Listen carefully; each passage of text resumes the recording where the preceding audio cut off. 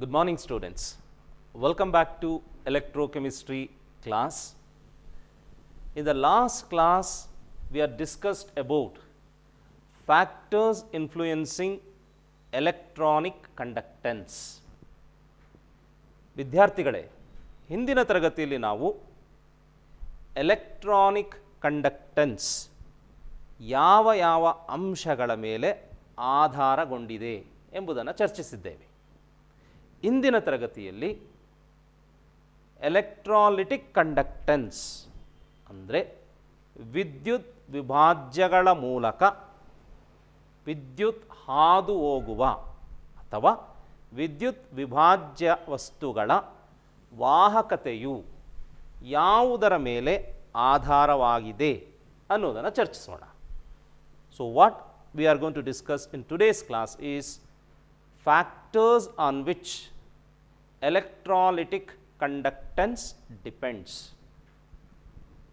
So ಇದೊಂದು ಸಲ ಬರೆದು ಬಿಡ್ತೀನಿ, ನಂತರ ನಾವು ಇದನ್ನು ಚರ್ಚಿಸೋಣ. Factors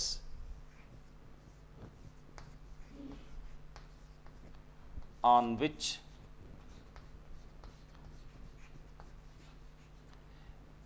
electrolytic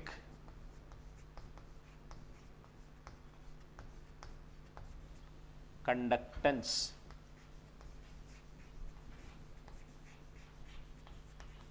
depends.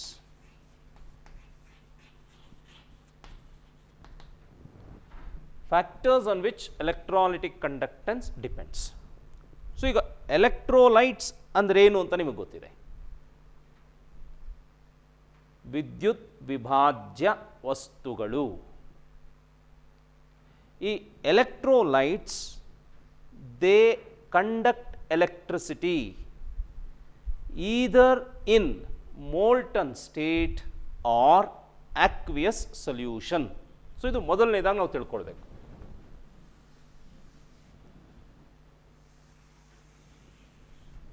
So electrolytes ಅನ್ನೋದನ್ನು ಫಸ್ಟ್ ಹೇಳ್ತೀನಿ.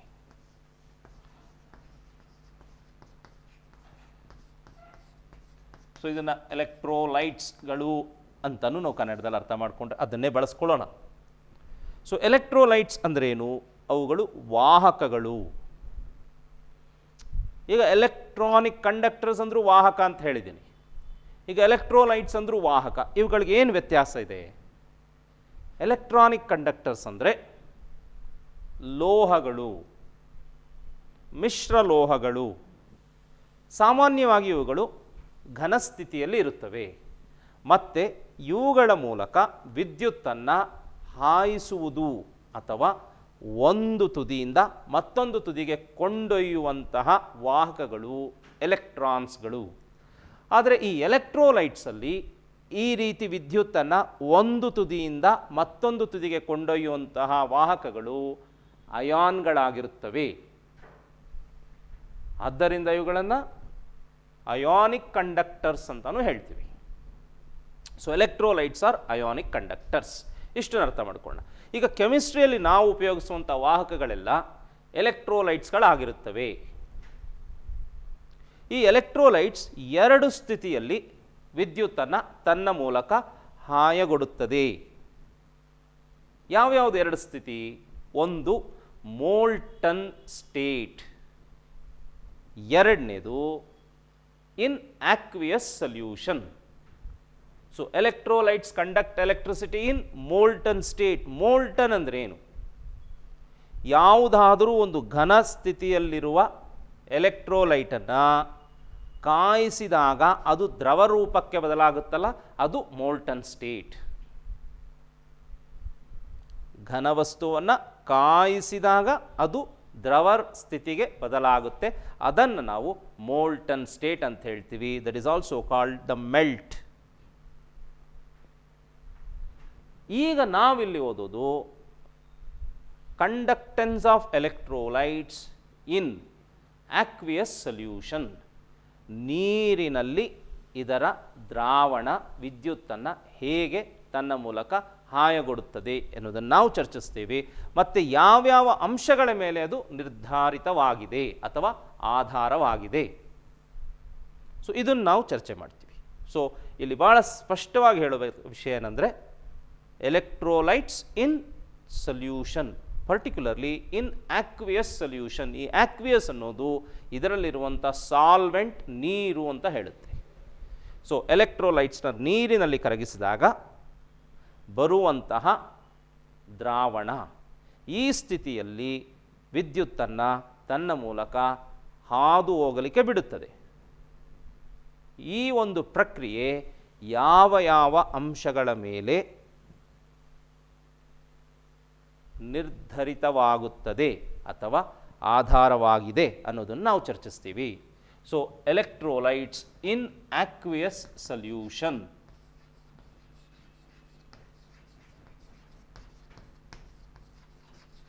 ಆಕ್ವಿಯಸ್ ಸೊಲ್ಯೂಷನ್ ಅಂದ್ರೇನು? ಎಲೆಕ್ಟ್ರೋಲೈಟ್ಸ್ ಡಿಸಾಲ್ವ್ಡ್ ಇನ್ ವಾಟರ್, ಜಲೀಯ ದ್ರಾವಣ ಅಂತ ಹೇಳ್ತಾರೆ ಕನ್ನಡದಲ್ಲಿ. ಸೊ ಅದನ್ನು ನೆನಪಲ್ಲಿ ಇಟ್ಕೊಳ್ಬೋದು. ಇನ್ ಆಕ್ವಿಯಸ್ ಸೊಲ್ಯೂಷನ್, ಜಲೀಯ.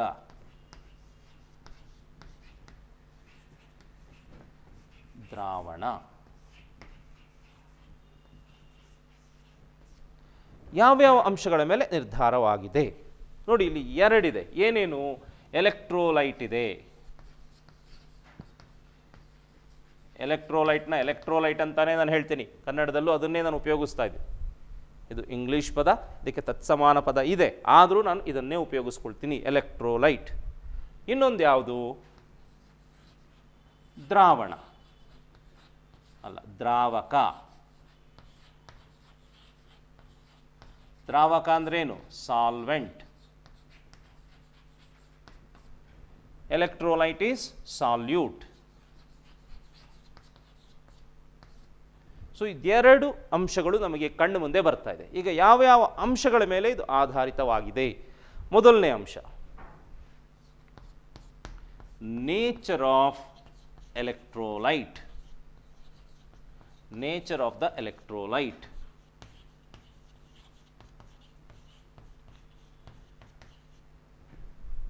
ಎಲೆಕ್ಟ್ರೋಲೈಟ್ನ ಸ್ವಭಾವ ಅಂತ ಹೇಳ್ಬೋದು. ಈ ಸ್ವಭಾವದ ಆಧಾರದ ಮೇಲೆ ಎಲೆಕ್ಟ್ರೋಲೈಟ್ಗಳನ್ನ ಎಷ್ಟು ವಿಧವಾಗಿ ವಿಂಗಡಿಸ್ಬೋದು? ಎರಡು ವಿಧಗಳಾಗಿ ವಿಂಗಡಿಸ್ಬೋದು. ಯಾವ್ಯಾವುದು? Strong electrolyte, weak electrolyte. ಯಾಕೆಂದರೆ ಇದು ತನ್ನ ಮೂಲಕ ವಿದ್ಯುತ್ತನ್ನು ಹಾದು ಹೋಗ್ಲಿಕ್ಕೆ ಬಿಡುತ್ತೆ. ಇದು ವಾಹಕತ್ವವನ್ನು ಹೊಂದಿದೆ, ವಾಹಕ ಆಗಿದೆ. ಇದು ಸ್ಟ್ರಾಂಗ ವೀಕ್ ಅದರ ಮೇಲೆ ನಿರ್ಧಾರಿತವಾಗಿದೆ. So factors on which electrolytic conductance depends. ಯಾವಾಗ? When electrolyte is dissolved in aqueous solution. ಏನೇನಿದೆ ಆವಾಗ? ಒಂದು ಎಲೆಕ್ಟ್ರೋಲೈಟ್ ಇದೆ, ಎಲೆಕ್ಟ್ರೋಲೈಟ್ ಇಲ್ಲಿ ಸಾಲ್ಯೂಟ್ ಆಗಿದೆ ಅಂದರೆ ದ್ರವ್ಯವಾಗಿದೆ. ಇನ್ನೊಂದು ದ್ರಾವಕ, ಸಾಲ್ವೆಂಟ್. ಸೊ ಎಲೆಕ್ಟ್ರೋಲೈಟ್ ಏನೇನಾಗಿರ್ಬೋದು? ಒಂದು ಸ್ಟ್ರಾಂಗ್ ಎಲೆಕ್ಟ್ರೋಲೈಟ್ ಆಗಿರ್ಬೋದು ಅಥವಾ ವೀಕ್ ಎಲೆಕ್ಟ್ರೋಲೈಟ್ ಆಗಿರ್ಬೋದು. ಇದನ್ನು ಕನ್ನಡದಲ್ಲಿ ನೀವು ಬಳಸಿ ಅಂತ ಹೇಳಿದರೆ, ಸ್ಟ್ರಾಂಗ್ ಅಂತ ಹೇಳಿದರೆ ಏನು ಹೇಳ್ಬೋದು ನೀವು? ಪ್ರಬಲ ಅಂತ ಹೇಳ್ಬೋದಾ? ವೀಕ್ ಅಂತ ಹೇಳಿದರೆ ದುರ್ಬಲ ಅಂತ ಹೇಳ್ಬೋದಾ? ಅಥವಾ ಅದನ್ನು ಡೈಲ್ಯೂಟ್ ಮತ್ತು ಕಾನ್ಸಂಟ್ರೇಟೆಡ್ ಬದಕ್ಕೆ ಬಳಸ್ತೀವಿ. ಇಲ್ಲಿ ನಿಮಗೆ ಗೊತ್ತಿಲ್ಲ ಅಂತ ಹೇಳಿದರೆ ಇಷ್ಟನ್ನೇ ಇಟ್ಕೊಳ್ಳೋಣ. Nature of electrolyte, strong or weak.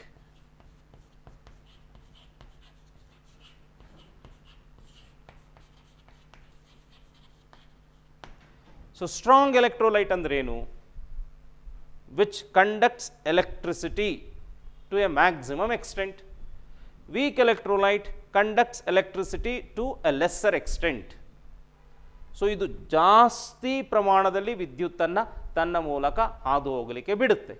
ಇದು ಕಡಿಮೆ ಪ್ರಮಾಣದಲ್ಲಿ ವಿದ್ಯುತ್ತನ್ನು ತನ್ನ ಮೂಲಕ ಹಾದು ಹೋಗಲಿಕ್ಕೆ ಬಿಡುತ್ತೆ. ಇದು ಸ್ಟ್ರಾಂಗ್ ಎಲೆಕ್ಟ್ರೋಲೈಟ್, ವೀಕ್ ಎಲೆಕ್ಟ್ರೋಲೈಟ್.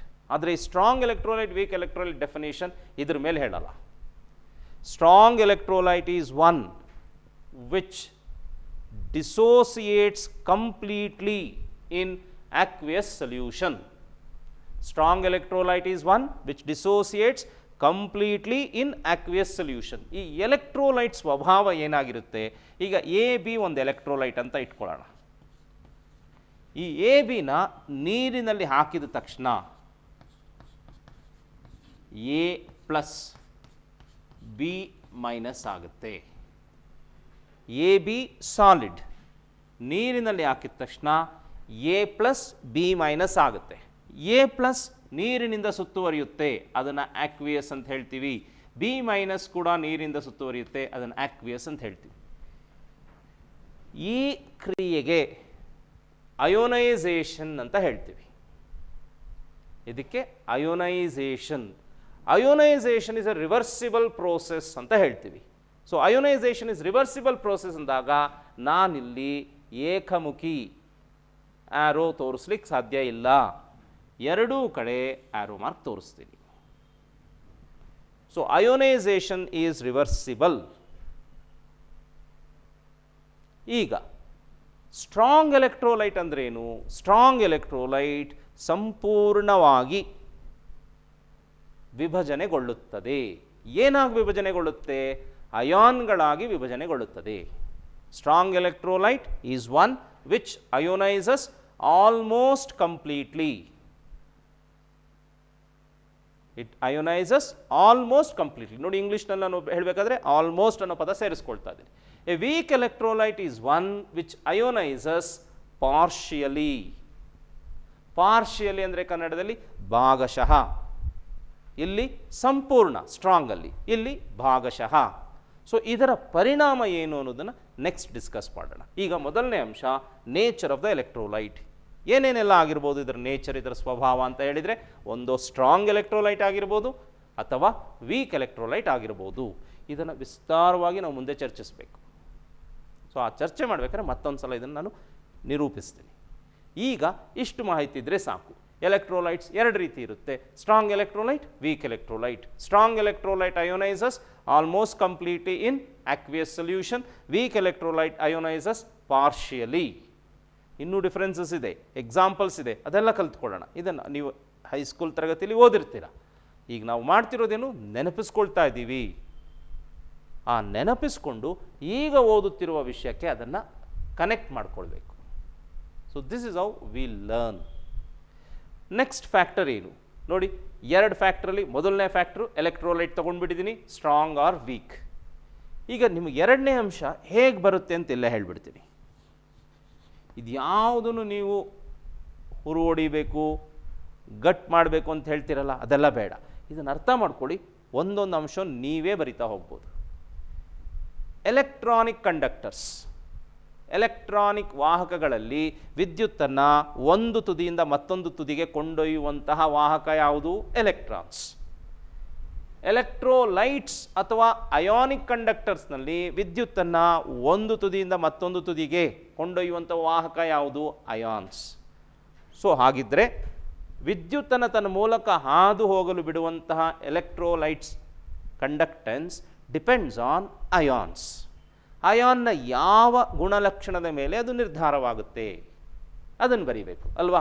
ಎರಡನೇ ಅಂಶ ಅಯಾನ್ಗಳ ಮೇಲೆ ಅದು ಅವಲಂಬಿತವಾಗಿದೆ. ಆದರೆ ಯಾವ ಗುಣಲಕ್ಷಣದ ಮೇಲೆ ಅವಲಂಬಿತವಾಗಿದೆ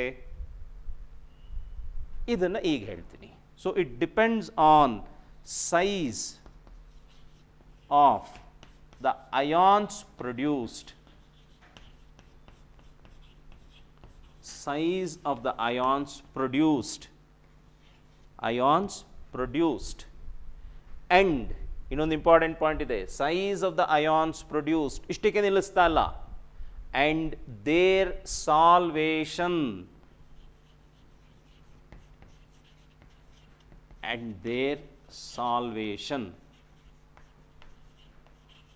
ನೋಡಿ. ಎರಡನೇ ಅಂಶ ಏನು? ಯಾವುದು ವಿದ್ಯುತ್ತನ್ನು ಒಂದು ತುದಿಯಿಂದ ಮತ್ತೊಂದು ತುದಿಗೆ ಕೊಂಡೊಯ್ಯುತ್ತೆ. ಒಂದು ದ್ರಾವಣ ಅಂತ ಅಂದ್ಕೊಂಡಾಗ ನನಗೆ ತುದಿ ಅಂತ ಹೇಳಲಿಕ್ಕೆ ಬರೋದಿಲ್ಲ, ಆದರೂ ಅದನ್ನೇ ಉಪಯೋಗಿಸ್ತಾ ಇದ್ದೀನಿ. ಒಂದು ಕಡೆಯಿಂದ ಮತ್ತೊಂದು ಕಡೆಗೆ ದ್ರಾವಣದ ಮೂಲಕ ಹಾದು ಹೋಗಬೇಕು, ನೆನಪಲ್ಲಿಟ್ಕೊಳ್ಳಿ. ಇದು ದ್ರಾವಣದ ಒಂದು ತುದಿ, ದ್ರಾವಣದ ಆ ತುದಿ, ಅಥವಾ ದಂಡೆಗಳು ಅಥವಾ ದಡ ಅಂತ ಇಟ್ಕೊಳ್ಬೋದಲ್ವಾ. ಸೊ ಯಾವುದು? ಅಯಾನ್ಸ್. ಹಾಗಿದ್ರೆ ಇದು ಅಯಾನ್ ಮೇಲೆ ಅವಲಂಬಿತವಾಗಿದೆ ಅಂತ ನಮ್ಮೆಲ್ಲರಿಗೂ ಗೊತ್ತು. ಆದರೆ ಯಾವ ಗುಣದ ಮೇಲೆ? ಅಯಾನ್ನ ಯಾವ ಗುಣದ ಮೇಲೆ ಅಂದರೆ size of the ion. Size ಅಂದ್ರೇನು? ಗಾತ್ರ ಅಂತ ಇಟ್ಕೊಳ್ಬೋದಲ್ವಾ. Size of the ion and their solvation. ಈ ಸಾಲ್ವೇಷನ್ ಅನ್ನೋದು ಏನು ಅಂತ ಇಲ್ಲಿ ನಾವು ತಿಳ್ಕೊಳ್ಳೋಣ. So it depends on size of the ions produced. It depends on solvation of the ions. So size of the ions, size of the ions ಏನಿರ್ಬೋದು? Simple, ದಪ್ಪವಾಗಿರ್ಬೋದು, ಸಣ್ಣವಾಗಿರ್ಬೋದು, right? Larger in size, smaller in size. So size ಎರಡೇನಾಗಿರ್ಬೋದು, ಇಲ್ಲೇ ಬರಿತೀನಿ, large, small. So size of ion or ions can be of large in size or small in size. So ಇದರ ಮೇಲೆ ಆಧಾರಿತವಾಗಿದೆ. ಇದರ ಮೇಲೆ ಹೇಗೆ ನಿರ್ಧಾರಿತ ಆಗುತ್ತೆ? ಇದು ನಮ್ಮ ದೈನಂದಿನ ಜೀವನದಲ್ಲಿ ನಾವೆಲ್ಲರೂ ನೋಡ್ತಿರುವಂಥ ಅಂಶ. ಯಾರಾದರೂ ವ್ಯಕ್ತಿ ಗಾತ್ರದಲ್ಲಿ ದಡೂತಿಯಾಗಿದ್ದರೆ ಅವರ ಓಡಾಟ ವೇಗವಾಗಿರುತ್ತಾ ಅಥವಾ ನಿಧಾನಗತಿಯಲ್ಲಿರುತ್ತಾ? ಅವರು ವೇಗವಾಗಿ ಓಡ್ಬೋದು, ಓಡ್ಲಿಕ್ಕೆ ಆಗಲ್ಲ ಅಂತಲ್ಲ, ಆದರೆ ಎಷ್ಟು ವೇಗವಾಗಿ ಓಡ್ತಾರೋ ಅದಕ್ಕೆ ಎರಡರಷ್ಟು ಹೆಚ್ಚು ಸಮಯ ತಗೊಳ್ತಾರೆ ಅವರು ಕೂತ್ಕೊಂಡು ಸುಧಾರಿಸ್ಕೊಳ್ಳಿಕ್ಕೆ. ಭಾಳ ಬೇಗ ದಣಿವಾಗ್ತಾರೆ. ಸೊ ಆ ರೀತಿ ಕೆಲಸ ಮಾಡೋದ್ರಿಂದ ಉಪಯೋಗ ಇಲ್ಲ. ಸೊ ಈಗ ಅಯಾನ್ಸ್ಗಳು ಅವುಗಳ ಸೈಜ್ ದೊಡ್ಡದಾಗಿದ್ದರೆ, so let's imagine the size is this is smaller. ಯಾವುದು ವೇಗವಾಗಿ ಚಲಿಸ್ಬೋದು? Smaller the size, faster is the motion.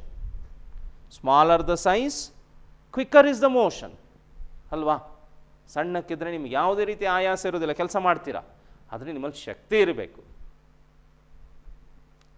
ಶಕ್ತಿ, ಸಾಮರ್ಥ್ಯ ಅಂತ ಹೇಳ್ತೀರಲ್ಲ, ನಾವು ಭಾಳಷ್ಟು ಜನ ಬಳಸ್ತಾ ಇರ್ತೀವಿ, ಸ್ಟಾಮಿನಾನೇ ಇಲ್ಲ ಅಂಥೇಳಿ. ತುಂಬ ದಡೂತಿಯಾಗಿರ್ತಾರೆ, ಅದರ ಸಾಮರ್ಥ್ಯ ಇಲ್ಲ. ತುಂಬ ತೆಳ್ಳಗಿರ್ತಾರೆ, ಶಕ್ತಿ ಇಲ್ಲ. ಸೊ ತೆಳ್ಳಗಿದ್ರೂ ಕೂಡ ಶಕ್ತಿ ಇರಬೇಕು, ಸಾಮರ್ಥ್ಯ ಇರಬೇಕು. ದಡೂತಿಯಾಗಿದ್ರೂ ಕೂಡ ಶಕ್ತಿ ಇದ್ದರೆ, ಸಾಮರ್ಥ್ಯ ಇದ್ದರೆ ಕೆಲಸ ಮಾಡಲಿಕ್ಕೆ ಸಾಧ್ಯ ಇರುತ್ತೆ. ಆದರೆ ಇಲ್ಲಿ ಅಯಾನ್ಸಿಗೆ ಬಂದಾಗ size of the ion large or small. Smaller the size, faster is the motion. Smaller the size, fast. Larger the size, slower. So ಇದು ನಿಧಾನಗತಿಯಲ್ಲಿ ಚಲಿಸುತ್ತೆ, ಇದು ವೇಗವಾಗಿ ಚಲಿಸುತ್ತೆ. ಆದ್ದರಿಂದ ಯಾವುದೇ ಅಯಾನ್ ಸೈಜ್ ಕಡಿಮೆ ಇದ್ದರೆ ಅದು ವೇಗವಾಗಿ ಚಲಿಸುತ್ತೆ, ವೇಗವಾಗಿ ವಿದ್ಯುತ್ ಪ್ರವಾಹ ಆಗುತ್ತೆ, ಅಥವಾ ವಿದ್ಯುತ್ತನ್ನು ಒಂದು ತುದಿಯಿಂದ ಮತ್ತೊಂದು ತುದಿಗೆ ಕೊಂಡೊಯ್ಯಬಲ್ಲದು. ಇಷ್ಟೇ ಆಗಿದ್ದರೆ ನಾನು ಹೇಳೋಷ್ಟು ಸಾಕು. ಆದರೆ ನಾನು ಇದನ್ನು ಮುಂದುವರೆದು ಹೇಳ್ತಾ ಇದ್ದೀನಿ, ದೇರ್ ಸಾಲ್ವೇಷನ್. ಈಗ ಇದನ್ನು ಒಂದು ಉದಾಹರಣೆ ಸಹಿತ ತೋರಿಸ್ಬಿಡೋಣ. ಎ ಬಿ, ಏನ ಒಂದು ದೊಡ್ಡ ಅಯಾನ್ ಅಂತ ತಗೊಳ್ತೀನಿ ನಾನು. ಏನ ದೊಡ್ಡ ಅಯಾನ್ ತಗೊಳ್ಳಿಕ್ಕೆ ಬರಲ್ಲ, ಯಾಕಂದರೆ cation is smaller in size. So ಆ ರೀತಿಯೇ ಮನಸ್ಸಲ್ಲಿ ಇಟ್ಕೊಂಡು ತಗೊಳ್ಳೋಣ. ಸೊ ಏನ ಚಿಕ್ಕ ಅಯಾನ್ ಅಂತ ತಗೊಳ್ತೀನಿ, ಬಿನ ದೊಡ್ಡ ಅಯಾನ್ ಅಂತ ತಗೊಳ್ಳೋಣ.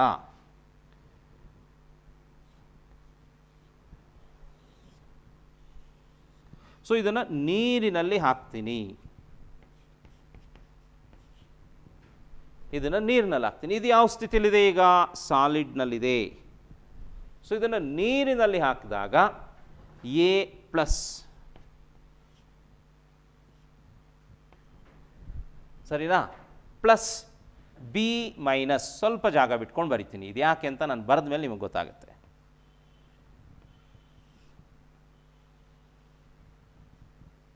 B minus.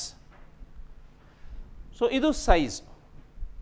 ಅಯೋನೈಸೇಷನ್ ಆಯಿತು. ಅಯೋನೈಸೇಷನ್ ರಿವರ್ಸಿಬಲ್ ಅಂತ ತೋರಿಸ್ಬೇಕು, ಇಲ್ಲಿ ನಾನು ತೋರಿಸ್ಕೊಂಡಿಲ್ಲ, ಅದನ್ನು ತೋರಿಸ್ಬಿಡ್ತೀನಿ. ಆವಾಗ ಎಲ್ಲ ವಿಷಯಗಳನ್ನೂ ನಾವು ಗಮನ ಕೊಟ್ಟಂತೆ ಆಗುತ್ತೆ. ಈ ಅಯಾನ್ಸ್ ಬಂತಲ್ವಾ, ಈಗ ಇನ್ನೇನಿದೆ ಇದರಲ್ಲಿ? ನೀರಿದೆ, water which acts as solvent. ಈ ಸಾಲ್ವೆಂಟ್ ಕೆಲಸ ಏನು? ಈ ಸಾಲ್ವೆಂಟ್ ಈ ರೀತಿ ಬೇರೆ ಬೇರೆ ಆದ ಅಯಾನ್ ಮತ್ತೆ ಒಟ್ಟಾಗದಂತೆ ತಡೆಯುತ್ತೆ. So that power of a solvent is called dielectric constant. ಯಾವ ರೀತಿ ತಡೆಯುತ್ತೆ ಅಂದರೆ, ನೀರು ಇದ್ರ ಸುತ್ತ ಒಂದು ತೆರೆ ಮಾಡುತ್ತೆ. ತೆರೆ ಅಂದರೆ ಸ್ಕ್ರೀನ್ ಅಂತ ಅಂದ್ಕೊಳ್ಬೋದಲ್ವಾ? ಸೊ ಇದ್ರ ಸುತ್ತಾನು ಹಾಗೆ ಮಾಡುತ್ತೆ. ಆದರೆ ಇಲ್ಲಿ ಒಂದು ಗಮನಿಸಬೇಕಾಗಿರೋ ವ್ಯತ್ಯಾಸ ಏನು ಗೊತ್ತಾ? ಯಾವ ಅಯಾನ್ ಸ್ಮಾಲ್ ಆಗಿರುತ್ತೋ ಅದರ ಸುತ್ತ ಜಾಸ್ತಿ ವಾಟರ್ ಮಾಲಿಕ್ಯೂಲ್ಗಳು ಸೇರಿಕೊಳ್ಳುತ್ತೆ. ಯಾವ ಅಯಾನ್ ಸ್ಮಾಲರ್ ಇನ್ ಸೈಜ್ ಇರುತ್ತೋ ಅದರ ಸುತ್ತ ಜಾಸ್ತಿ ನೀರಿನ ಮಾಲಿಕ್ಯೂಲ್ಗಳು, ಅಣುಗಳು ಸುತ್ತುವರಿಯುತ್ತವೆ. ಈಗ ಊಹಿಸ್ಕೊಳ್ಳಿ, ಇದರ ಸುತ್ತ ಹೆಚ್ಚಿನ ನೀರಿನ ಮಾಲಿಕ್ಯೂಲ್ಸ್ ಇದೆ. ಆವಾಗ ಏನಾಗುತ್ತೆ, ಆ ನೀರಿನ ಮಾಲಿಕ್ಯೂಲ್ನೂ ಸೇರಿಸ್ಕೊಂಡು ಇದರ ಸೈಜ್ ಇಷ್ಟೇ ಇರೋಲ್ಲ, ಅದು ಇನ್ನೂ ದೊಡ್ಡದಾಗುತ್ತೆ. ಆದರೆ ಇದರ ಸೈಜು ಚಿಕ್ಕದಾಗಿರುತ್ತೆ. ಯಾಕೆ?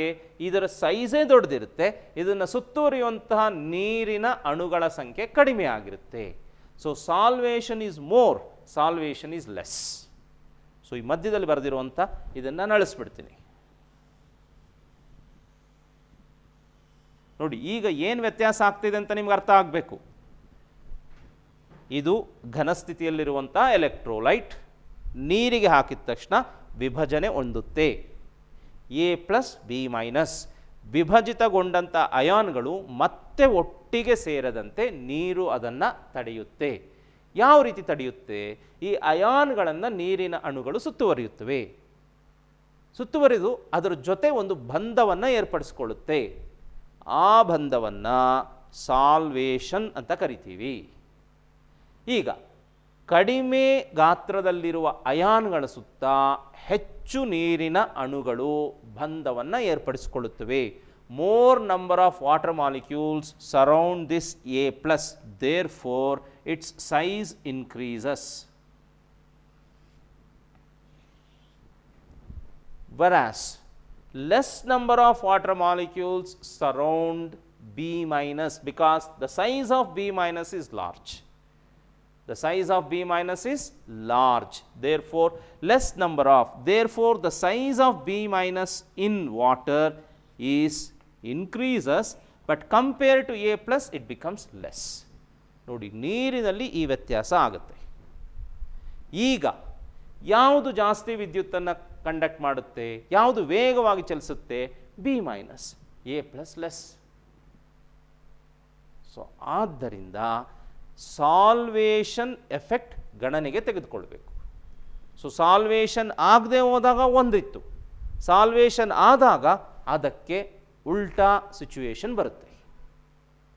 ಸೊ ಈ ರೀತಿಯಾಗಿ ಬರುವಂಥ ಎಲ್ಲ ಅಂಶಗಳನ್ನ ಗಣನೆಗೆ ತಗೊಳ್ಳೋದಕ್ಕೋಸ್ಕರ ನಾವು ಇದನ್ನು ಹೇಳ್ತಾ ಇದ್ವಿ. Size of the ions produced and their solvation. ಈ ಸಾಲ್ವೇಷನ್ ಯಾವುದ್ರ ಮೇಲೆ ನಿರ್ಧಾರ ಆಗುತ್ತೆ? Size of the ion. So size of the ion ಕಡಿಮೆ ಇದ್ದರೆ salvation is more. Solvated ion size is considered. So as solvation is more, size of the solvated ion is larger. So ಈಗ A+ ದೊಡ್ಡದಾಯಿತು, B- ಚಿಕ್ಕದಾಯಿತು. So ಈ ಅಂಶವನ್ನು ಗಣನೆಗೆ ತಗೊಳ್ಬೇಕು. So ಇದು ಎರಡನೇ ಅಂಶ. ಯಾವುದು? Size of the ions produced and their solvation. ಇಲ್ಲಿ A+, B- ಹೇಳಿಬಿಟ್ಟಿದ್ದೀನಿ, ಅದರಿಂದ ನಿಮಗೆ ಕನ್ಫ್ಯೂಷನ್ ಆಗುತ್ತೆ. ಇದ್ರ ಪ್ರಕಾರ A+B- ನಾವು ಮೊದಲು ಹೇಳ್ತಾ ಇದ್ದಿದ್ದು ಸಾಲಿಡ್ನಲ್ಲಿ ಅಯಾನ್ಸ್ ಇದ್ದರೆ A+ will move fast or faster compare to B-. ಆದರೆ ಸೊಲ್ಯೂಷನ್ನಲ್ಲಿ B- moves faster than A+. ಯಾಕೆ? A+ is solvated more and hence it size is more than B- which is also solvated. ಈ solvation ಅನ್ನೋದನ್ನು ಬಹಳಷ್ಟು ವಿಸ್ತಾರವಾಗಿ ಹೇಳಬೇಕು, ಆದರೆ ಈ ಒಂದು ಸಂದರ್ಭಕ್ಕೆ ಎಷ್ಟು ಬೇಕೋ ಅಷ್ಟನ್ನು ಹೇಳ್ಕೊಳ್ಳೋಣ. ಈಗ ಇದ್ರ ಮೇಲೆ ಒಂದು ಇಂಪಾರ್ಟೆಂಟ್ ಕ್ವೆಶನ್ ಕೇಳ್ತಾರೆ, ಅದಕ್ಕೆ ಸಂಬಂಧಿಸಿದಂತೆ ಒಂದೇ ಒಂದು ಉದಾಹರಣೆಯನ್ನು ತಗೊಂಡು ವಿಸ್ತಾರವಾಗಿ ಹೇಳಿಬಿಟ್ಟು ಮುಂದಿನ ಅಂಶಕ್ಕೆ ಬರೋಣ. ಸೊ ಇಷ್ಟು ಕ್ಲಿಯರ್ ಆಯ್ತಾ? ಈಗ ಮೊದಲನೇದೇನು? Nature of the electrolyte. ಯಾವ ಎರಡು ವಿಧಗಳಿರ್ಬೋದು? ಸ್ಟ್ರಾಂಗ್ ಎಲೆಕ್ಟ್ರೋಲೈಟ್ ಇರ್ಬೋದು, ವೀಕ್ ಎಲೆಕ್ಟ್ರೋಲೈಟ್ ಇರ್ಬೋದು. ಎರಡನೇದು size of the ions produced and their solvation. ಅದಕ್ಕೆ ಈ ಎಕ್ಸಾಂಪಲ್ ಕೊಟ್ಟಿದ್ದೀನಿ. ಈಗ ಇದಕ್ಕೆ ಸಂಬಂಧಿಸಿದಂತೆ ಇನ್ನೊಂದು ಎಕ್ಸಾಂಪಲ್ ತೊಗೊಂಡ್ಬಿಡ್ತೀನಿ.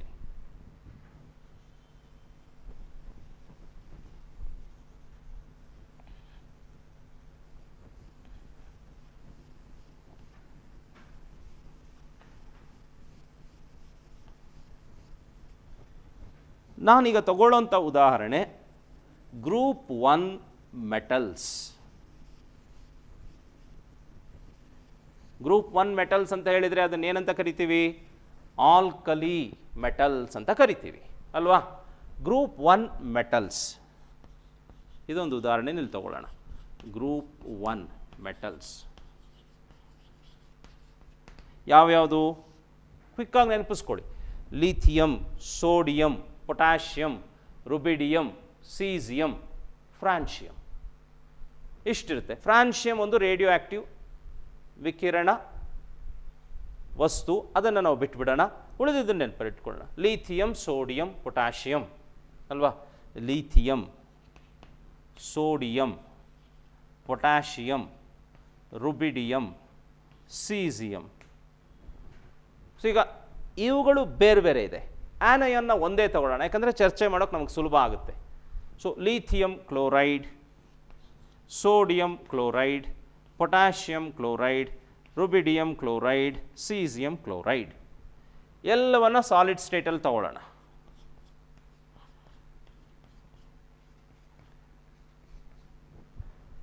ಸೊ ಸಾಲಿಡ್ ಸ್ಟೇಟಲ್ಲಿ ಇವುಗಳೆಲ್ಲವೂ ಅಯೋನೈಸ್ ಆಗುತ್ತೆ ಅಂತ ಇಟ್ಕೊಳ್ಳೋಣ. ಏನೆಲ್ಲ ಆಗ್ಬೋದು? Lithium plus, C L minus. Sodium ಕ್ಲೋರೈಡ್ನಲ್ಲಿ sodium plus, C L minus, ಮಧ್ಯದಲ್ಲಿ ಪ್ಲಸ್ ಹಾಕ್ಕೊಳ್ತೀನಿ ನಾನು. K C L, K plus, C L minus. Rubidium chloride, R B plus, C L minus. Caesium chloride, caesium plus, C L minus. So ನಿಮಗೆ ಚೆನ್ನಾಗಿ ಗೊತ್ತಿದೆ periodicity of properties. Atomic and ionic size decrease across a period. ಎಡದಿಂದ ಬಲಕ್ಕೆ ಒಂದು ಪೀರಿಯಡ್ನಲ್ಲಿ ನಾವು ಚಲಿಸಿದಾಗ ionic ಮತ್ತು ionic size ಕಡಿಮೆಯಾಗುತ್ತೆ.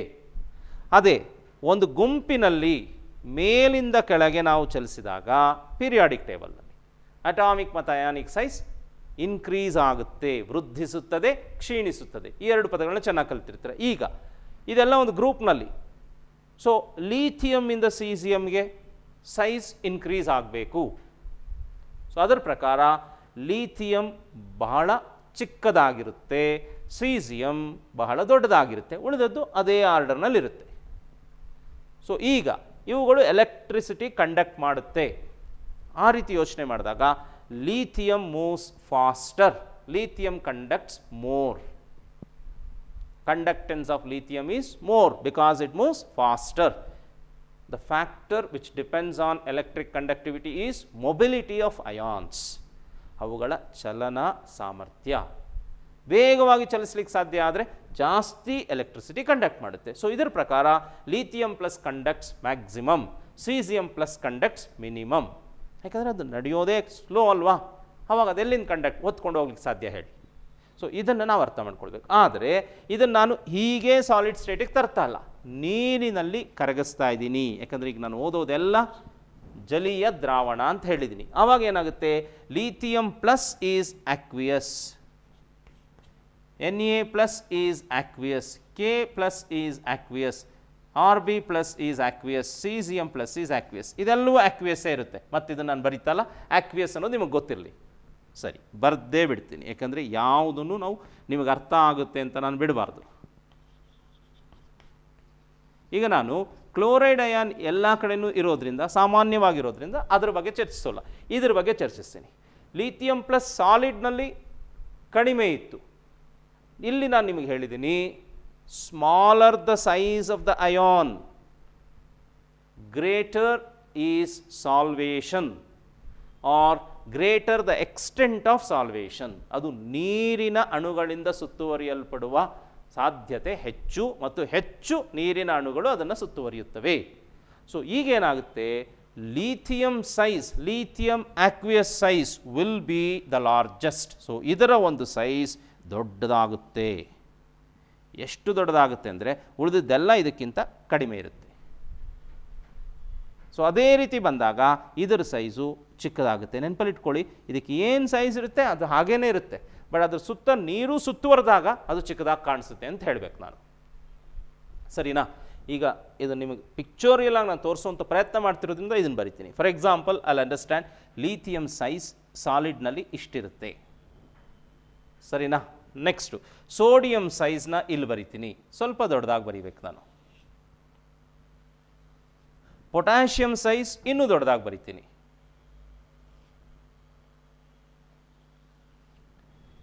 ರುಬಿಡಿಯಂ ಸೈಜ್ ಇನ್ನೂ ದೊಡ್ಡದಾಗಿ ಬರಿಬೇಕು.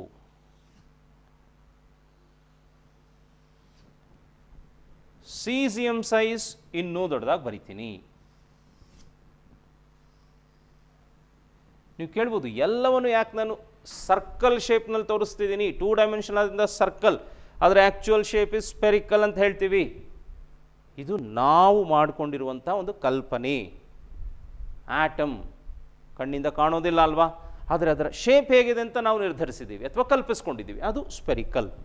ಇದು ಲೀಥಿಯಂ ಪ್ಲಸ್, Li ಪ್ಲಸ್, ಇದು sodium plus, potassium plus, ರುಬಿಡಿಯಂ plus, caesium plus. ಇದ್ರ ಒಂದ್ರ ಕೆಳಗಡೆ ಒಂದು ಬರ್ತಿದ್ರೆ ಚೆನ್ನಾಗಿರ್ತಿತ್ತು ಇದೇ ರೀತಿ, ಆದರೆ ಇಲ್ಲಿ ನನಗೆ ಸ್ಥಳಾವಕಾಶ ಇಲ್ಲದೆ ಇರೋದ್ರಿಂದ ಈ ರೀತಿ ಬರ್ತಿದ್ದೀನಿ.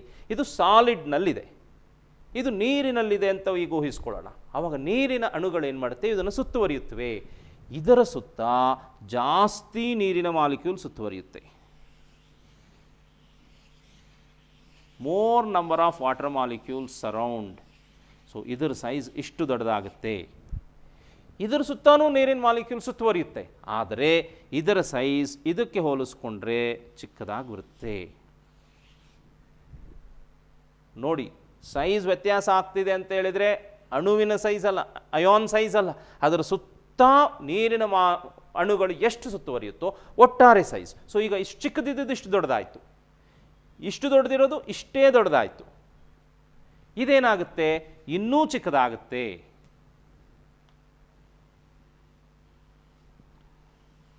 ಇನ್ನೊಂದು ರೌಂಡ್ ಹಾಕಿರ್ತೀನಿ, ಆವಾಗ ನನಗೆ ಇನ್ನೊಂದು ತೋರಿಸೋದಕ್ಕೆ ಸ್ವಲ್ಪ ಸಹಾಯ ಆಗುತ್ತೆ.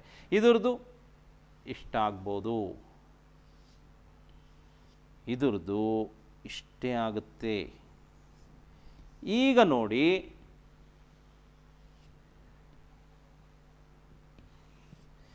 ಈಗ ಸೈಜನ್ನ ಕಂಪೇರ್ ಮಾಡಿ.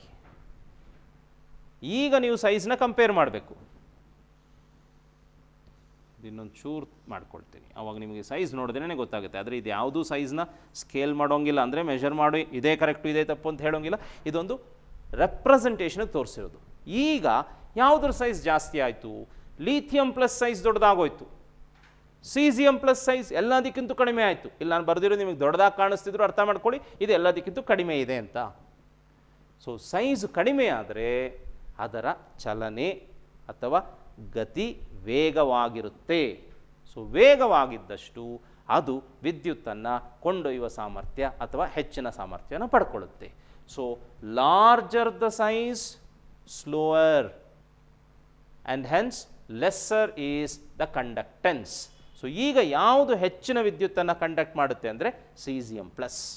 ಸೊ ಆರ್ಡರ್ ಏನು ಬರೀಬೇಕೀಗ, caesium plus aqueous conducts more than rubidium plus aqueous than potassium plus aqueous than sodium plus aqueous than lithium plus aqueous. So ಈ ರೀತಿ ಪ್ರಶ್ನೆಗಳನ್ನ ನಿಮ್ಮನ್ನು ಕೇಳ್ತಾರೆ. ಸೊ ಈಗ ಅರ್ಥ ಆಯ್ತಾ? ಎರಡನೇ ಅಂಶವನ್ನು ಪೂರ್ತಿಯಾಗಿ ಬರೀಬೇಕು. Size of the ions produced and their solvation. So ಯಾಕಂದರೆ ಇದರ ಮೇಲೆ ಪ್ರಶ್ನೆಗಳು ಕೇಳ್ತಾರೆ, ಅದಕ್ಕೋಸ್ಕರ. ಆದರೆ ನಿಮಗೆ ಎಕ್ಸಾಮ್ನಲ್ಲಿ ಈ ಪ್ರಶ್ನೆ ಕೇಳಿದಾಗ ಇದೆಲ್ಲವನ್ನು ನೀವು ವಿಸ್ತರಿಸಬೇಕಾದ ಅಗತ್ಯ ಇಲ್ಲ, ಕೇವಲ ಅಂಶಗಳನ್ನ ಮಾತ್ರ ಪಾಯಿಂಟ್ ವೈಸ್ ಬರೀಬೇಕು. ಮೊದಲನೇ point, nature of the electrolyte, strong or weak ಅಂತಲೂ ಬರೆಯೋದು ಬೇಡ, ಅದು ನಿಮಗೆ ಗೊತ್ತಿರಲಿ. ಎರಡನೇದು, size of the ions produced and their solvation. ಇಲ್ಲೂ ಕೂಡ ನೀವು ವಿಸ್ತಾರವಾಗಿ ಹೇಳಬೇಕಾಗಿಲ್ಲ. ಏನೇನು ಹೇಳಬೇಕಾಗಿಲ್ಲ? Size of the ion, smaller the size, faster is the motion, therefore greater is the conductance. Smaller the size, greater is the extent of solvation, and hence larger the size becomes, and hence lesser the conductance. ಅದಕ್ಕೆ ಉದಾಹರಣೆ ಮುಖಾಂತರ ತೋರಿಸಿದ್ದೀವಿ. So this is the second point. So ಇದಾದ್ಮೇಲಿಂದ ಮುಂದಿನ ಅಂಶಕ್ಕೆ ಹೋಗೋಣ.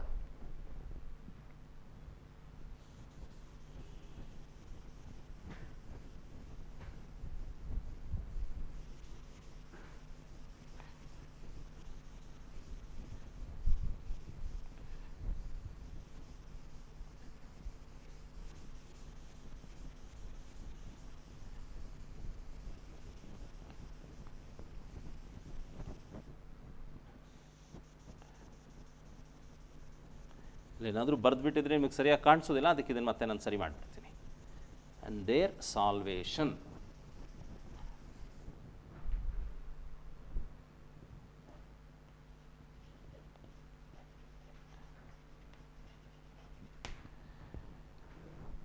ಮೂರನೇದು, ಒಂದು ಎಲೆಕ್ಟ್ರೋಲೈಟ್ ಬಗ್ಗೆ 2 ಹೇಳಿದ್ದೀವಿ. ಹೀಗೆ ಇನ್ನೊಂದು ಅಂಶ ಏನು? ದ್ರಾವಕ, ಸಾಲ್ವೆಂಟ್. ಅದರಿಂದ ಸಾಲ್ವೆಂಟ್ ಮೇಲೆ ಕೂಡ ಇದು ನಿರ್ಧಾರವಾಗುತ್ತೆ ಅಥವಾ ಅವಲಂಬಿತವಾಗಿದೆ. ಯಾವ ವಿಷಯದ ಮೇಲೆ? ಸಾಲ್ವೆಂಟ್ನ nature of the solvent. Nature of the solvent. And ನೋಡಿ, ನೇಚರ್ ಆಫ್ ದ ಸಾಲ್ವೆಂಟ್ ಅಂತ ಅಷ್ಟಕ್ಕೆ ನಿಲ್ಲಿಸ್ತಾ ಇಲ್ಲ. Nature of the solvent and its viscosity.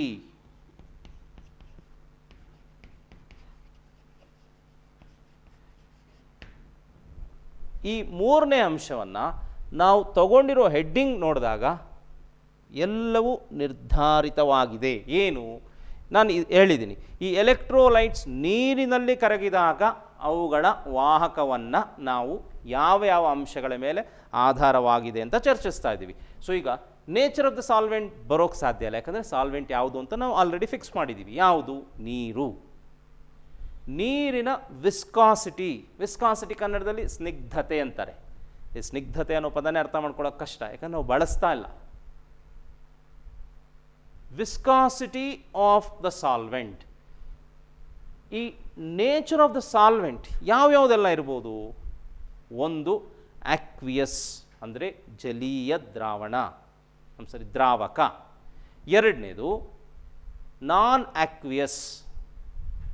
ಇನ್ನೊಂದು ಕ್ಲಾಸಿಫಿಕೇಶನ್ ಇದೆ, ಪ್ರೋಟಿಕ್ ಸಾಲ್ವೆಂಟ್, ಎಪ್ರೋಟಿಕ್ ಸಾಲ್ವೆಂಟ್, ಪೋಲಾರ್ ಪ್ರೋಟಿಕ್ ಸಾಲ್ವೆಂಟ್. ಈ ರೀತಿ ಬೇರೆ ಬೇರೆ ಬರುತ್ತೆ. ಅದೆಲ್ಲವನ್ನು ಇಲ್ಲಿ ವಿಸ್ತರಿಸಿ ಹೇಳೋದಿಲ್ಲ. ಇಲ್ಲಿ ನಾವು ಯಾವುದನ್ನು ದ್ರಾವಕವಾಗಿ ಬಳಸ್ತೀವೋ ಅದರ ಗುಣ ಮತ್ತು ಅದರ ವಿಸ್ಕಾಸಿಟಿ. ವಿಸ್ಕಾಸಿಟಿ ಏನು ಮಾಡುತ್ತೆ? ವಿಸ್ಕಾಸಿಟಿ ಹೆಚ್ಚಿದಂತೆ ಕಂಡಕ್ಟೆನ್ಸ್ ಕಡಿಮೆಯಾಗುತ್ತೆ. ವಿಸ್ಕಾಸಿಟಿ ಅಂತ ಹೇಳಿದರೆ ನೀರು ತನ್ನ ಹರಿಯುವ ಸ್ವಭಾವಕ್ಕೆ ತಾನೇ ಒಡ್ಡುವಂತಹ ಪ್ರತಿರೋಧ. So viscosity is defined as the resistance offered to the flow of a liquid by itself. ತಾನು ಹರಿಯುವ ಗುಣ ಹೊಂದಿದೆ, ತನ್ನ ಹರಿಯುವ ಗುಣಕ್ಕೆ ತಾನೇ ಒಡ್ಡುವಂತಹ ಪ್ರತಿರೋಧ ಅಥವಾ ರೋಧವನ್ನು ವಿಸ್ಕಾಸಿಟಿ ಅಂತ ಹೇಳ್ತೀವಿ. ವಿಸ್ಕಾಸಿಟಿ ಜಾಸ್ತಿ ಆದಂತೆ ಕಂಡಕ್ಟೆನ್ಸ್ ಕಡಿಮೆ ಆಗುತ್ತೆ, ಯಾಕಂದರೆ ಹರಿಯೋದಕ್ಕೆ ಕೊಡಲ್ಲ ಅದು. So nature of the solvent and its viscosity. ನಾಲ್ಕನೇ ಅಂಶ, ಎರಡನ್ನೂ ಸೇರಿಸಿ ಹೇಳ್ತೀವಿ. ಯಾವ್ಯಾವುದನ್ನು? ಎಲೆಕ್ಟ್ರೋಲೈಟ್ ಮತ್ತು solvent, solute and solvent. What is that? Concentration of the ions. Concentration of the ions produced, of course. ಈ concentration of the ions produced ಯಾವುದ್ರಲ್ಲಿ ಹೇಳ್ತೀವಿ? ಇದನ್ನು ಕಾನ್ಸಂಟ್ರೇಷನ್ ಆಫ್ ದ ಎಲೆಕ್ಟ್ರೋಲೈಟ್ ಅಂತಲೂ ಹೇಳ್ಬೋದು. Concentration of the ions. Ions ಜಾಸ್ತಿ ಇದ್ದರೆ, ions ಸಂಖ್ಯೆ ಜಾಸ್ತಿ ಆಗ್ತಾ ಇದ್ದಂಗೆ ಕಂಡಕ್ಟೆನ್ಸ್ ಇನ್ಕ್ರೀಸ್ ಆಗುತ್ತೆ. So concentration of the ions, ions ಜಾಸ್ತಿ ಇರಬೇಕು, ಸೊ ಆಗ ಕಂಡಕ್ಟೆನ್ಸ್ ಜಾಸ್ತಿ ಆಗುತ್ತೆ. ಇದು ಸಹಜ ಅಲ್ವಾ? ಯಾಕಂದರೆ ಇದನ್ನು ವಾಹಕಗಳು ಯಾವುದು? ಅಯಾನ್ಸ್. ಅಯಾನ್ಸ್ ಸಂಖ್ಯೆ ಜಾಸ್ತಿ ಇದ್ದಷ್ಟು ಜಾಸ್ತಿ ವಿದ್ಯುತ್ತನ್ನು ತನ್ನ ಮೂಲಕ ಹಾದು ಹೋಗಲಿಕ್ಕೆ ಅದು ಅನುವು ಮಾಡಿಕೊಡುತ್ತೆ. So concentration of the ions. ಈಗ ಕೊನೆಯ ಅಂಶಕ್ಕೆ ಬರೋಣ. ಇದು ಒಂದು ರೀತಿ ಸಾರ್ವತ್ರಿಕವಾದ ಅಂಶ. ಬಹಳಷ್ಟು ವಿಷಯಗಳು ಈ ಅಂಶದ ಮೇಲೆ ನಿರ್ಧಾರಿತವಾಗಿರುತ್ತದೆ. ಯಾವುದದು? ಟೆಂಪರೇಚರ್. ಟೆಂಪರೇಚರ್ ನೋಡಿ, ಹಿಂದೆ ಎಲೆಕ್ಟ್ರಾನಿಕ್ ಕಂಡಕ್ಟೆನ್ಸ್ ಬರಿಬೇಕಾದರೂ 3 ಅಂಶಗಳನ್ನ ಬರೆದಿದ್ದೆ. 3ರಲ್ಲಿ ಏನು? Nature of the material and structure, number of valence electrons available per atom, third one temperature. ಆದರೆ ಅಲ್ಲಿ ಟೆಂಪರೇಚರ್ ಏನು ಮಾಡುತ್ತೆ? ಟೆಂಪರೇಚರ್ ಹೆಚ್ಚಾದಂತೆ ಕಂಡಕ್ಟೆನ್ಸ್ ಕಡಿಮೆ ಆಗುತ್ತೆ. ಯಾವುದರಲ್ಲಿ? ಎಲೆಕ್ಟ್ರಾನಿಕ್ ಕಂಡಕ್ಟರ್ಸಲ್ಲಿ. ಈ ಎಲೆಕ್ಟ್ರೋಲೈಟಿಕ್ ಕಂಡಕ್ಟರ್ಸ್ನಲ್ಲಿ as temperature increases electrolytic conductance increases. So ತಾಪಮಾನ ಹೆಚ್ಚಿದಂತೆ ಎಲೆಕ್ಟ್ರಾಲಿಟಿಕ್ ಕಂಡಕ್ಟೆನ್ಸ್ ಹೆಚ್ಚಾಗುತ್ತೆ. ಅದೇ ಎಲೆಕ್ಟ್ರಾನಿಕ್ ಕಂಡಕ್ಟರ್ಸ್ನಲ್ಲಿ as temperature increases conductance decreases. So ಈ 5 ಅಂಶಗಳನ್ನ ನಾವು ಅರ್ಥ ಮಾಡ್ಕೊಳ್ಬೇಕು. ಇದನ್ನು ಆಧರಿಸಿ ವಿದ್ಯುತ್ ವಾಹಕ ಶಕ್ತಿ ಅಥವಾ ವಾಹಕತೆ in case of N electrolytic solution depends. So ಈಗ ಅದೊಂದು ಸಲ ಹೇಳಿದೀವಲ್ಲ, ಮತ್ತೊಂದು ಸಲ ಇದೆರಡನ್ನು ಚೆನ್ನಾಗಿ ನೆನಪಲ್ಲಿ ಇಟ್ಕೊಳ್ಳಿ. ಸೊ ಇಷ್ಟು ನೆನಪಲ್ಲಿ ಇಟ್ಕೊಂಡ್ರೆ ನಾವು ಮುಂದಿಂದ ಕಲೀಲಿಕ್ಕೆ ಅನುಕೂಲ ಆಗುತ್ತೆ. ಇದೊಂದು ಮಾತ್ರ ಬರೆದು ಬಿಡ್ತೀನಿ. As temperature increases, T increases, electrolytic conductance increases. Electrolytic conductance increases. ಹೇಗೆ ಇದನ್ನು ಹೇಳ್ಬೋದು?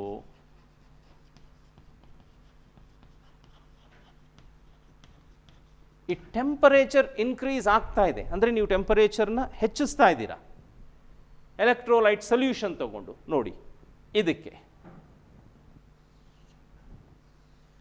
ಯಾವುದೋ ಒಂದು ರೀತಿಯಲ್ಲಿ ನೀವು ಟೆಂಪರೇಚರ್ ಇನ್ಕ್ರೀಸ್ ಮಾಡ್ತಿದ್ರೆ, ಯಾವ ರೀತಿ? ಬೈ ಹೀಟಿಂಗ್ ಅಂತ ಇಟ್ಕೊಳ್ಳೋಣ. ಸೊ ಟೆಂಪರೇಚರ್ ಇನ್ಕ್ರೀಸ್ ಆಯಿತು. ಈ ಕೊಟ್ಟಂತಹ ಟೆಂಪರೇಚರ್ ಶಾಖವಾಗಿ ಕೊಡ್ತಾ ಇದ್ದೀರಲ್ವ, ಅದು ಅದನ್ನು ಯಾವುದು ಪಡ್ಕೊಳ್ಳುತ್ತೆ? ಈ ಅಯಾನ್ಸ್ಗಳು ಪಡ್ಕೊಳ್ಳುತ್ತೆ. ಈ ಅಯಾನ್ಸ್ ಅದನ್ನು ಅಬ್ಸಾರ್ವ್ ಮಾಡ್ಕೊಳ್ಳೋದ್ರಿಂದ ಅವುಗಳ ಕೈನೆಟಿಕ್ ಎನರ್ಜಿ ಹೆಚ್ಚಾಗುತ್ತೆ, ಚಲನಶಕ್ತಿ ಹೆಚ್ಚಾಗುತ್ತೆ.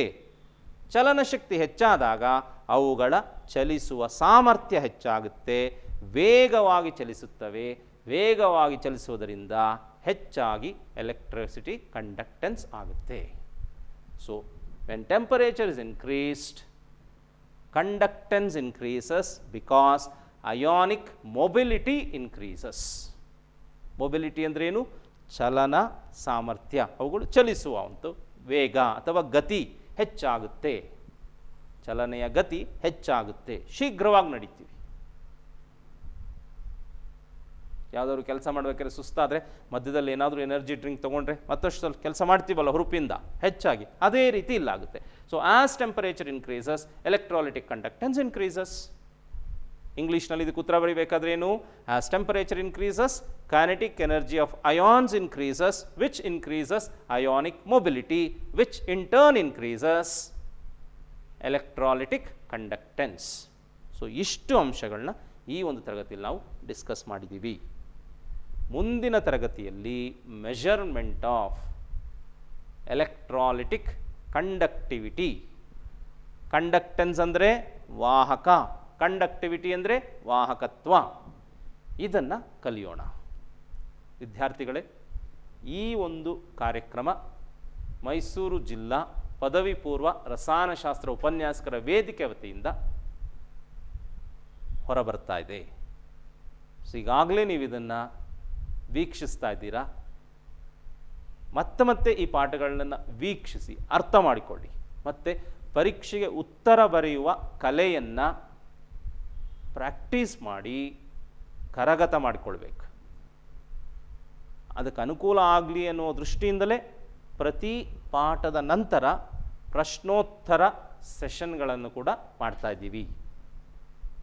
ನಿಮಗೇನಾದರೂ ಸಂದೇಹ, ಅನುಮಾನಗಳು ಅಥವಾ ನಿಮ್ಮಲ್ಲಿ ಪ್ರಶ್ನೆಗಳಿದ್ದರೆ ದಯವಿಟ್ಟು ನಮ್ಮೊಂದಿಗೆ ಹಂಚಿಕೊಳ್ಳಿ.